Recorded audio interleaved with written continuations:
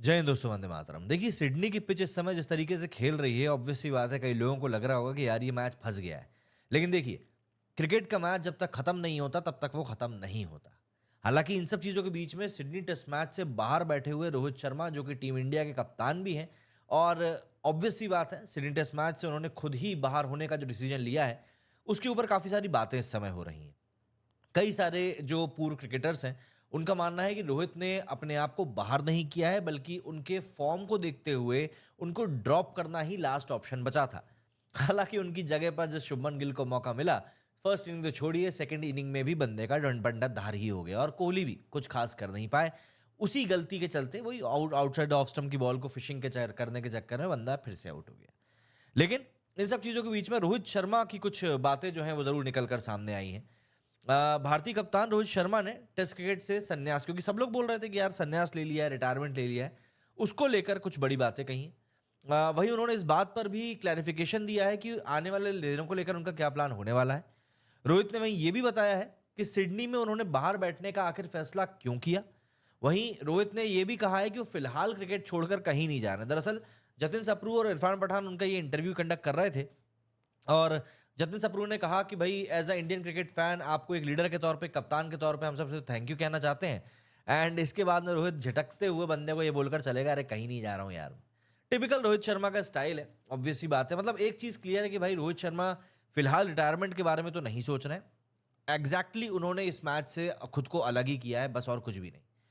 रोहित ने यह भी कहा कि वो कड़ी मेहनत कर रहे हैं, लेकिन अच्छा परफॉर्मेंस निकल कर नहीं आ पा रहा, इसलिए उन्होंने बस सिडनी टेस्ट से खुद को दूर कर लिया और कुछ भी नहीं, क्योंकि मेलबर्न और सिडनी टेस्ट के बीच में गैप कम था। रोहित ने 4 जनवरी को स्टार स्पोर्ट्स पर बात करते हुए इस बात को साफ किया कि वो फिलहाल क्रिकेट छोड़कर कहीं नहीं जा रहे हैं। रोहित ने कहा कि मैं जल्दी रिटायर नहीं होने वाला हूं, मैं सिर्फ इसलिए इस मैच से हटा हूं क्योंकि मैं रन नहीं बना पा रहा था। मैं कड़ी मेहनत करूंगा और कमबैक जरूर करूंगा। अभी रन नहीं बन रहे, लेकिन इस बात की गारंटी नहीं है कि मैं 5 महीने बाद भी रन नहीं बनाऊंगा। ऑब्वियस सी बात है, मेहनत कर रहा हूं तो रिजल्ट जरूर आएंगे। रोहित ने कहा कि मैंने इस मैच से हटने का फैसला किया है, लेकिन मैं खुद कहीं नहीं जा रहा हूं। ये रिटायरमेंट या फॉर्मेट से दूर जाने का फैसला नहीं है। माइक, पेन या लैपटॉप वाला कोई भी व्यक्ति क्या लिखता है, क्या बोलता है, इस बात से मुझे फर्क नहीं पड़ता है।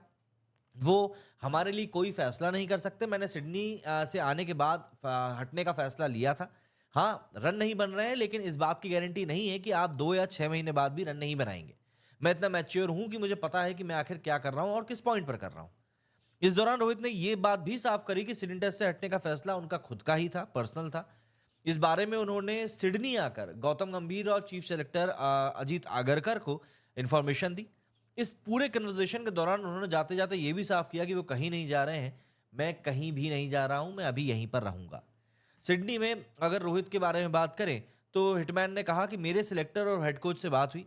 मैंने ही उनको बताया कि सिडनी का मुकाबला टीम के लिए बहुत ज़्यादा इंपॉर्टेंट है, क्योंकि हम सीरीज़ नहीं जीत सकते, बट अगर हम इस मैच को जीत जाते हैं तो हम एटलीस्ट सीरीज़ को लेवल कर लेंगे और बॉर्डर गावस्कर ट्रॉफी जो है वो हमारे पास रहेगी। ऐसे में वो चाहते हैं कि फॉर्म वाले प्लेयर टीम में खेलें। रोहित ने ये कहा कि उनका ये फैसला काफ़ी टफ था, लेकिन उन्होंने सोचा कि इनफॉर्म प्लेयर्स खेलें। रोहित ने इस दौरान इस बात को भी साफ किया कि सिडनी में आकर ही उन्होंने इस बात का फैसला किया कि उनको यहाँ पर नहीं खेलना है, क्योंकि वो न्यू ईयर पर टीम को इस बारे में नहीं बोलना चाहते थे, जिससे टीम का माहौल जो था काफ़ी अपसेट हो जाता। रोहित ने इस पूरे कन्वर्सेशन के दौरान ये भी बताया कि वो उस बारे में ज़्यादा नहीं सोचते कि वो 5 या 6 महीने बाद क्या कुछ कर रहे होंगे। रोहित ने कहा कि जिस तरीके से लोग बातें कर रहे हैं, वो ऑब्वियस सी बात है, तमाम बातें सिर्फ अफवाह हैं और इससे ज़्यादा कुछ भी नहीं। रोहित ने सेंसिबिलिटी की बात के ऊपर कहा कि भाई मैं 2 बच्चों का बाप हूँ, तो मुझे पता है कि मुझे कब, कहाँ पर क्या फैसला करना है। 2007 से जब से आया हूँ तब से यही सोचा हुआ है मैंने, और मुझे मुझे अपने आप के बारे में जितना पता है, मैं जानता हूँ कि मुझे डिसीजन कैसे लेने हैं। और रोहित ने इस दौरान ये भी कहा कि मुझे जो लगता है मैं वही करता हूँ, मैं दूसरों के बारे में ज़्यादा सोचता नहीं हूँ। उन्होंने कहा कि मैं इतनी दूर से आया हूँ, मतलब इंडिया से ऑस्ट्रेलिया आया हूँ, तो क्या मैं यहाँ पर बाहर बैठने के लिए आऊँगा? मैं अपनी टीम के लिए खेलना चाहता हूँ और मैच जीतना चाहता हूँ। 2007 में जब मैं पहली बार ड्रेसिंग रूम में आया था, तब से यही सब चीज़ें चलती हुई आ रही हैं। मुझे अपनी टीम के लिए मैच जीतना है, और कभी भी आपको ये समझने की ज़रूरत होती है कि टीम को क्या चाहिए। अगर आप टीम को आगे नहीं रखते हैं, तो इसका कोई फ़ायदा नहीं मिलता। टीम इंडिया के स्टार ऑलराउंडर रहे सुरेश रैना ने रोहित की तारीफ करी। उन्होंने एक तस्वीर शेयर करी जहां वो बुमराह के साथ बातचीत करते हुए दिख रहे हैं। रैना ने एक्स पर लिखा कि रोहित टीम को ईमानदारी और सेल्फलेसनेस दिखाकर लीडरशिप का एक बहुत ही अच्छा एग्जाम्पल पेश कर रहे हैं। अपनी पर्सनल चैलेंजेस के बावजूद भी वो टीम की सक्सेस को प्रायोरिटी दे रहे हैं और ज़रूरत पड़ने पर पीछे हट गए। मौजूदा टेस्ट सीरीज में उनकी लीडरशिप भारत की सफलता के प्रति उनके अटूट समर्पण को दिखाती है। वो खेल के सच्चे लीडर भी हैं। खराब फॉर्म से जूझ रहे रोहित बीजीटी में महज 31 रन ही बना सके। भारतीय कप्तान रोहित शर्मा बीजीटी में बुरी तरह से फ्लॉप रहे हैं। 3 मैचों की 5 पारियों में 31 रन बनाए हैं। वहीं अगर मैं पिछली 15 पारियों की बात करूं तो पिछली 15 पारियों में भी उनकी कोई खासा परफॉर्मेंस निकलकर सामने नहीं आई है। मतलब ऑस्ट्रेलिया के अगेंस्ट हम लोग बात करें तो उनका जो हाईएस्ट स्कोर अभी तक रहा है वो 10 रहा है।